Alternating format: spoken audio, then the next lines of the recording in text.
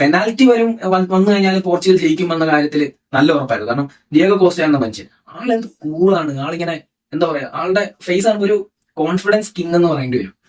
ഒരു പ്രഷറോ കാര്യങ്ങളോ ഒന്നുമില്ല. പുള്ളി കൂളാണ്, അടിപൊളി പുള്ളി. എന്താ അതേപോലെ പറയേണ്ട മറ്റൊരു പ്ലെയറാണ് വിറ്റീഞ്ഞൊക്കെ എന്ത് കൂളാണ് ആള്. ഒരു പ്രഷറും ഇല്ലാണ്ട് അവിടുന്ന് ആ ബോക്സിന്റെ ഉള്ളിൽ നിന്ന് എപ്പോഴും പുള്ളി ബോൾ വാങ്ങുന്നത്. ബോൾ വാങ്ങി പുള്ളി സിമ്പിൾ ആയിട്ട് ആ തലയൊക്കെ പൊക്കി നോക്കി ആളെ കൊടുക്കേണ്ടത് കൊടുത്ത്.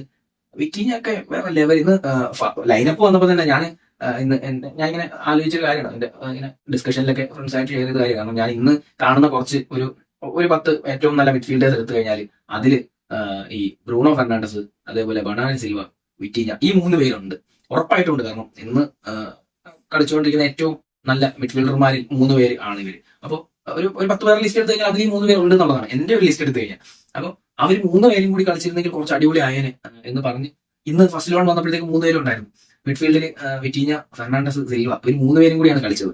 അപ്പോൾ അതുകൊണ്ട് ഭയങ്കര ഇമ്പാക്ട് ഉണ്ടായിരുന്നു. പക്ക ഡിഫൻസ് ഒക്കെ ഭയങ്കരമായിരുന്നു. ഇന്റർസെപ്ഷൻസ് അടിപൊളിയായിരുന്നു.